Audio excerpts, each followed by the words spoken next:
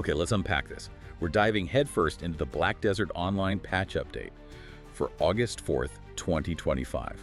Now, you've shared a stack of sources of official patch notes, event announcements, and yeah, there's a lot to sift through. Our mission today is really to cut through the noise, extract the most important nuggets, and show you what this update really means for your gameplay. And look, this isn't just any update. It coincides with the massive second crossplay anniversary, so we're looking at a blend of exciting new events, significant game balance adjustments, and, well, a host of quality of life improvements. Yeah, what's truly fascinating here is how multifaceted this update is. It's a strategic move, really. It simultaneously engages players with all these celebratory events while also fundamentally adjusting core game mechanics. We're talking everything from combat and PvP to crucial item balancing. Exactly. So this deep dive is going to be essential whether you're, a new adventurer just starting out or a seasoned veteran looking to fine-tune your strategies. The implications genuinely span the entire player base. Absolutely. And speaking of celebrations, let's kick things off with the anniversary festivities. Okay, get ready for September 6th, 2025. Mark that date. At 16.00 TH time, there's the second cross-play anniversary live stream. It features some fantastic creators, including Futsuka and Bruce Irvin for the English community, and Cosmic Boys X and the Cosmic 11 from the Thai community. Oh, nice mix. Yeah. And if you tune in for 7 hours on Twitch that day, between 16.00 and 22.59 TH time, you can snag some special Twitch drops, including a premium outfit selection box. That's a great way to grab some exclusive cosmetics just for watching. 7 hours is a long time, but a premium box, that's tempting. It is. And beyond the streams, they're hosting an OX quiz show with the GM. Same day, September 6th, starts at 16.00 TH time on specific servers. To join this survival competition, you need to complete a quick quest activity. Congratulations on admission from Jatina and Valia. Then you choose one of 3 classes to represent Calpheon, Odalita, or Grana. Right, the classic OX format. Exactly. The top 100 participants get to compete for serious Cronstone rewards. We're talking 300 for first place class, 250 for second, 200 for third, and these are vital, for preventing gear downgrades on enhancement fails. A real game changer. Absolutely crucial for progression. And get this, even if you don't make it into the top 100, just picking a class means you can still get Cron Stones if your chosen class places, so everyone benefits. Plus, for a bit of lighter fun, there's a mini sports event with creators too, later that day in Heidel. It sounds like they're pulling out all the stops for community engagement. Those GM events are always a bit chaotic but fun. But, for that steady long-term progression, those special login rewards are huge. They run from September 4th to October 1st. Yeah, tell us about those. Well, over 14 days of logging in, you can accumulate a total of 3,500 Cronstone. Wow, 3,500. Yeah, plus other essential stuff like valuable Cronstone bundles, a Valkyrie plus 150, which is a massive boost to enhancement success rate, and various enhancement aid boxes. These are core materials that really help push your gear forward. Makes daily logins much more impactful, kind of eases the grind a bit. I completely agree.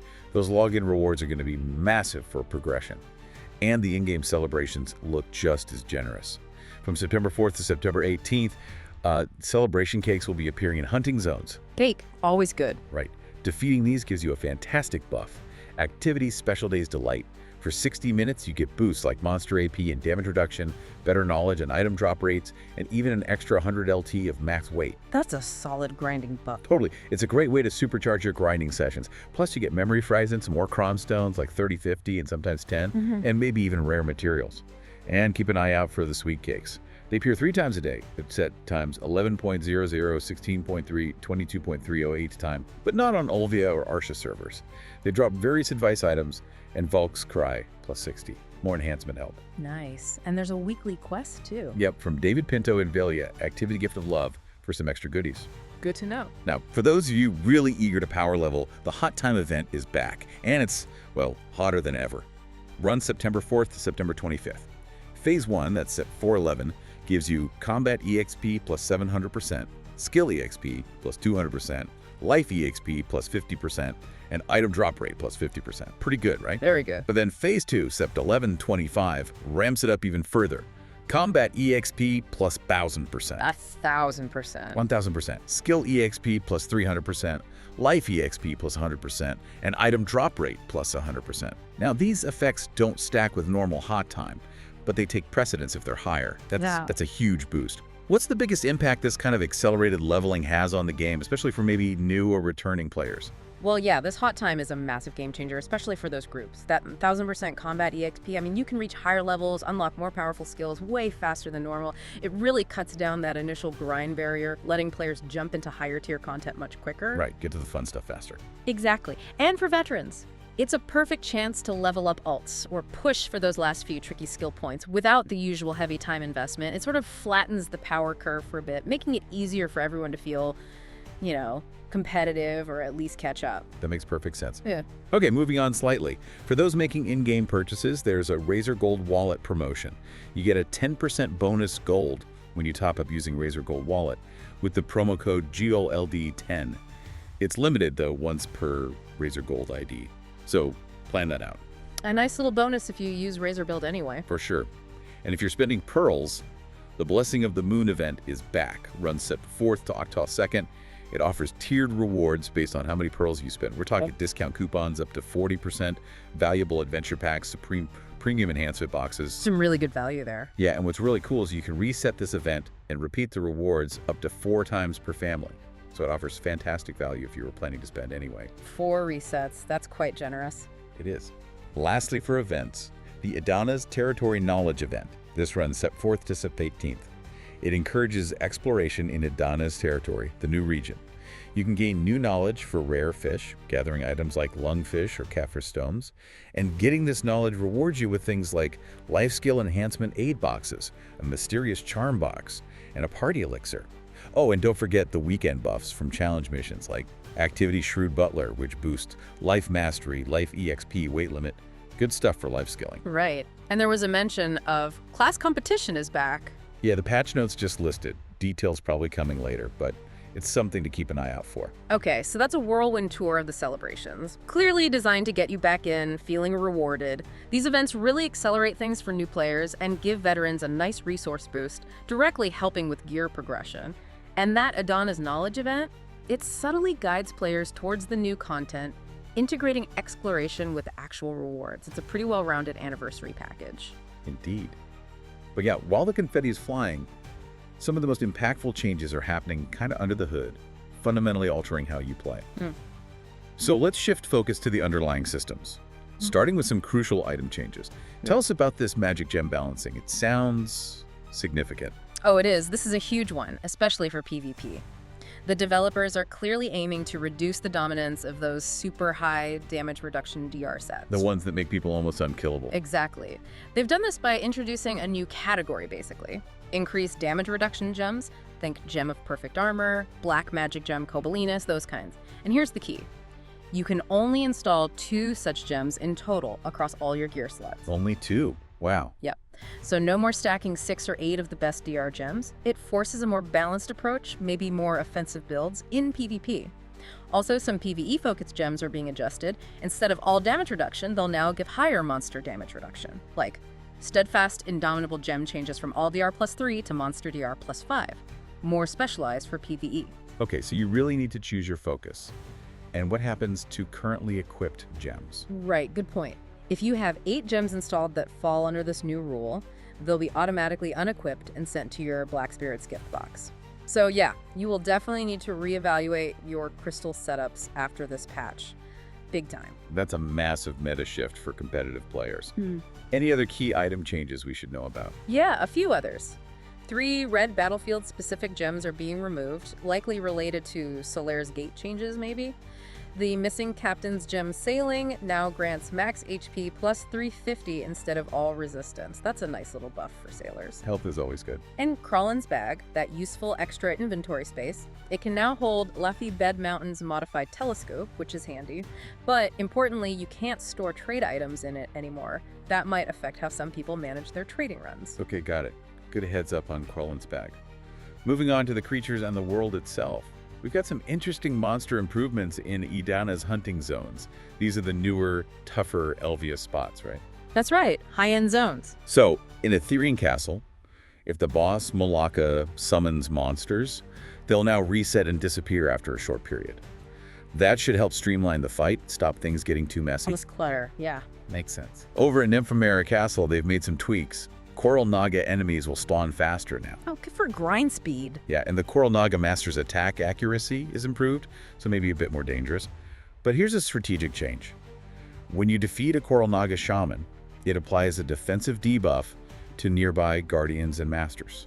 Reduces their defense. So target priority matters more. Kill the Shaman first. Exactly. Encourages focused takedowns. Plus, the dreamy coral fish that hang around them will now clear out when the main group dies. Less mopping up. Streamlining the grind. Good stuff. Then in Orbita Castle, they've adjusted the HP conditions for when the Light Tomb and Faith Tomb enter their destroyed state. Basically, they enter that state earlier, like at 75% HP instead of 50% for the Light Tomb. To compensate, their total HP is up by 100%, but the actual damage needed to destroy them is the same. So you'll trigger the mechanic more often, but it takes the same effort overall. Seems like it. They also fixed issues with Watchman summons and reduced the aggro range for some of the bigger mobs like Titans and Tomb Guardian giants, less likely to pull extras by accident. Okay, so how do these monster changes generally impact the grind efficiency and maybe the challenge in these high-level zones? Well, these changes are all about fine-tuning that grind experience, making it feel less clunky, maybe more engaging. Faster spawns in Nymphomera. That means more consistent farming, less waiting around, more kills per hour. The Shaman debuff adds that tactical layer, makes you think about how you pull and kill, not just raw DPS, which can be, more fun. Keeps you on your toes a bit more. Right. And the Orbita Castle changes. Triggering the two mechanics more often likely makes the grind feel more dynamic, less like just hitting a damage sponge. It pushes you to engage with the zone's intended flow. Overall, it should make these spots more rewarding and maybe less repetitive to farm long term. Makes sense. And tied into this, there are new quests. Yes, exactly. New weekly quests for Adana's hunting zones. You can grab Weekly Cleanse Ethereum, kill 1,500 Ethereum monsters for a once Crystal of Destruction and Primal Shards. Valuable stuff. Or Weekly Cleanse Nymphomera, take down 800 Coral Nagas for a Ben's Crystal of Destruction and Crystallized Power of the End. So, consistent rewards for sticking to those high-end grind spots. Precisely. Provides a clear goal and guaranteed reward. They've also improved quest descriptions for another Weekly Conqueror's Authority by adding recommended APDP attack power and defense power stats. Oh, that's helpful. Takes out some guesswork. Yeah, a nice quality of life touch. And you can finally skip those Adana's armor production cutscenes. Saves a little time repeatedly crafting. Thank goodness for that. Okay, now, here's where it gets really interesting for a lot of players. Class and combat balancing. Let's dive into the individual character adjustments. First up, Ranger. Their wind/skill, the movement part, will no longer have collision. Ooh, interesting, like phasing through mobs. Exactly. Allows Rangers to slip through enemies or obstacles during combat. Opens up new tactical positioning, new escape routes. Pretty significant mobility buff, actually. That could really change how they navigate fights. Okay, who's next? Sorceress. A key rebalance for her Dark Hunter's skill. They've removed the MP proportional damage. Ah, the part that scaled with current MP? Yeah, that's gone. But they've significantly boosted its base damage. Dark Hunter Tekken goes from 537 per 4x2 up to 644% by 2, for example. The idea seems to be making her damage more reliable, less dependent on super careful MP management. Maybe simplifies the rotation for more consistent output. Could make her feel smoother to play, more forgiving perhaps. Any other Sorc changes? Her Dark Crow's skill also gets an improvement for air movement, making it feel better to use. Okay, Berserker. Berserker players get an increased evade speed when they're in cannon stance, faster dodging, and flow improvements for Explosive Shot and Ancient Wave, making skill chaining smoother. Little tweaks for fluidity, always welcome. Tamer. For the Tamer, Strong. Full Moon Slash will now connect into Earth's Lightning instead of Jump Kick if you use specific inputs. Opens up some new combo rates, potentially. Okay, interesting alternative. Valkyrie. Valkyrie sees Spear of Annihilation, adjusted up the attack function, is removed from the side movements, replaced with just Valkyrie sword movement, and generally smoother awakening skill connections. Removing an attack might change some combos. Needs testing. Dracania. Dracania just gets a small but maybe annoying change for muscle memory. Concordia's gift hotkey is now left click plus right click. Yeah, that'll trip people up initially. Definitely. And then we have Wukong. Big updates here. He gets new Rebam skills at levels 56, 57, and 58. Oh, new Rebams, finally. Yep. Skills like Piercing Thrust and Hit Me Once. These are those alternative skills, letting you customize your kit more, trade one skill enhancement for another, plus new Black Spirit's Rage skills, those big ultimate style moves. like Black Spirit, Zen Finger, and Black Spirit Burn It Down. So more burst potential, more options. Good for Wukong. Yeah, and specific Wukong skill changes too. Where are you going? Movement distance is increased. Burn it down. The initial stun now applies to adventurers in PvP, but the last hit stun, when he's in Sage King mode, is removed. So a shift in its crowd control utility. Interesting trade-off there. And Zen Finger can now be used mid-air, more aerial mobility. So with all these Wukong additions, the Sorc rebalance, do you think we'll see a significant shift in the class meta? What's your take? That's the million-dollar question, isn't it? For Wukong, yeah, it's clearly a big expansion of his toolkit. New Rabams, new BSR skills. That's aiming to make the class more versatile, more impactful in both PvE and PvP. These kinds of additions often do elevate a class's standing. Makes sense. Give them more tools. Right. The Sorceress rebalance, making Dark Hunter more consistent, that could definitely lead to renewed viability for her, maybe makes her less niche, more straightforwardly effective. For the other classes, it seems more like fine-tuning, improving skill flow, polishing things, enhancing the feel of combat rather than huge power shifts. So maybe Wukong steps up, Sorc gets more reliable. I think that's a fair prediction. Wukong could become a much stronger contender, and Sorc might see a more reliable damage profile, making her appealing to more players. It's definitely an exciting time for class diversity. Shakes things up a bit. Good summary. And beyond these individual adjustments, there are also various class bug fixes. They're addressing issues for warriors, berserkers, Valks, ninjas, wizards, witches, guardians, scholars, and a bunch of specific Wukong problems too, like unnatural movement or visual glitches with his gourd. Always good to see those bugs squashed. Polishes the experience. Absolutely. Okay, shifting gears now to the big picture, large-scale combat. We have some significant adjustments to PvP and War. First off, the Node War Fortress levels. They've completely re-tiered them across all regions, Balenos, Serendia, Calpheon, you name it.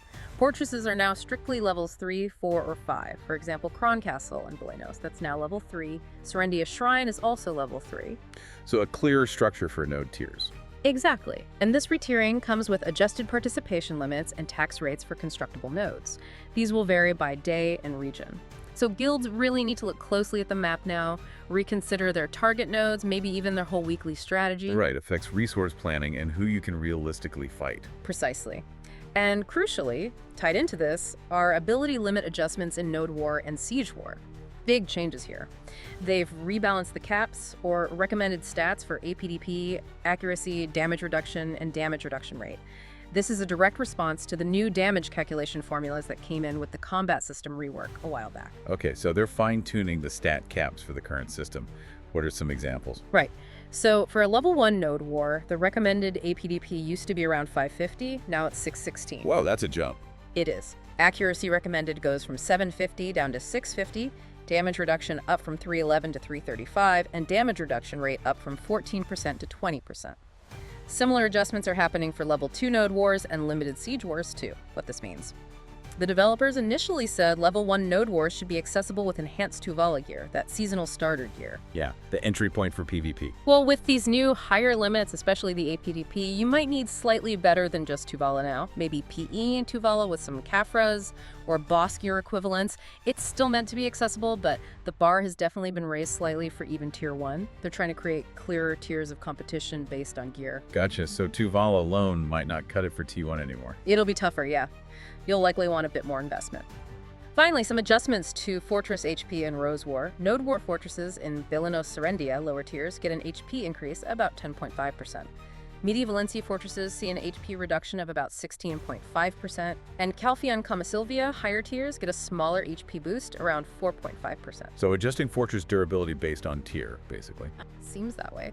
And in Rose War, the defense of monsters and the holy artifacts is up by about 8.7%. The faction commanders Narsillan and Zephyr also get about an 8% defense boost, making those objectives a bit tankier. Okay, so putting it all together, what does this mean for you and your guild if you're into Node Wars or Siege? Well, these PvP and war changes are huge, honestly. The re-tiered fortresses, the adjusted ability limits, raising the gear floor slightly, the HP changes, it all forces a rethink. You'll likely need to reevaluate your gear sets, maybe push for those extra stats. You absolutely need to reconsider node attack and defense plans based on the new tiers and HP, and maybe even adjust gold compositions. It's a clear signal from the devs. Adapt your strategy for the current landscape. Spot on. Major strategic implications there. Now, let's turn our attention to the improvements that just make your daily play smoother, more enjoyable, the quality of life updates. I know personally getting stuck on weird terrain around Honglin Base has driven me crazy sometimes. Do these terrain fixes make a real difference? Huh. You and many others. Yeah, those terrain improvements around Honglin Base and also the Lithuan Mountains might seem minor, but they're a welcome relief. Smoother movement just means less frustration, less getting snagged on invisible pebbles. It genuinely improves the flow when you're exploring or fighting in those areas. Good. Less yelling at the screen is always good. Definitely. And on a similar note of less searching, the Idana's Shard NPC location. It's now visible on the world map and searchable once you have the knowledge. Huge time saver if you're looking for that specific NPC. Oh, that's brilliant. Finally. Okay, what about UI updates? Anything stand out? Yeah, a few nice things. Guilds get new notification settings. You can choose to be alerted when members succeed at high enhancements or hit major life skill levels. Good for tracking progress. Kind of cool for guild leaders, yeah? There's also a new hotkey setting specifically for the active event UI panel, so you can quickly toggle that if it's in your way. On the world map, the territory info panel now says conquest date instead of occupation time, just clearer terminology for node war history. Plus, various menu navigation tweaks, Marna Wave and Boss Time Alert moved to the Function tab, updated event menu icons, little polished things, and some joystick mode UI improvements too. Nice. Any big system enhancements? One really cool one actually, pathfinding. If you set a destination far away on the world map, this system will now suggest routes that specifically pass through nearby Deep Abyss wells, assuming you've done the Magnus quest line. Wait, like using the wells for fast travel points automatically in pathing? Essentially, yeah. It integrates them into the suggested route if it makes sense. Should dramatically cut down travel time for long distances. Big convenience boost. Oh yes, cool. Okay, anything else system-wise? Improved guild vehicle management when they're stabled or destroyed makes handling those elephants and galleys a bit smoother. And a specific bug fix. Apparently, gem-related APDP wasn't correctly applying to karma penalties during forced PvP attacks sometimes. That's fixed now, ensuring mechanics work as intended. Good catch on that karma bug. Finally, any Reb and other fixes worth mentioning? Yeah, a couple. On the official forums, posts that get highly recommended will now show a recommended banner. Helps valuable community content stand out. The Razor Gold payment system has added a warning against duplicate payment attempts, which could save some accidental double charges. Smart. Always helpful. And then, as always, a whole list of bug fixes. Visual glitches with costumes and weapons, quest dialogue errors, weird map behavior in the desert, UI display bugs, specific item issues. Yeah. Like, they're addressing an issue where some players might have received too many Dawn Gem of One Life EXP items. Those excess ones are being recalled to ensure fairness. Right, maintaining game integrity. Exactly. These QL updates, they aren't always the flashiest headlines compared to class balances or new events, but they are absolutely essential. Making NPC searchable, improving travel with well pathing, fixing annoying bugs, tweaking the UI, it all adds up. It makes the game feel more polished, less frustrating, lets you focus on the actual fun parts. It shows that ongoing commitment to detail, which really enhances the overall enjoyment. Well said. Okay, that was quite the deep dive into the Black Desert patch update for August 4th, 2025. We've covered a really vibrant second crossplay anniversary packed with events from Twitch drops and GM quizzes to login rewards and those celebration cakes. We also broke down some significant rebalances to combat items and PvP, those magic gem adjustments. Huge meta shift. And the node war changes definitely require guilds to adapt. Absolutely. And let's not forget that whole host of quality of life improvements making daily adventures smoother. From the smallest UI tweak, like that conquest date change, to major system additions like the well pathfinding. These changes really aim to keep the world of Black Desert dynamic and engaging for you. Yeah, this patch truly feels like it solidifies the game's direction, trying to balance that high-end competitive play with enjoyment and accessibility for the wider player base. So maybe a final thought for everyone listening. As you dive back into Black Desert after this update, what are you personally most excited to experience first? And maybe more strategically, how do you think these changes, the gem limits, the node tiers, the class tweaks, will reshape your personal journey or perhaps your guild strategy in the coming weeks? Lots to think about.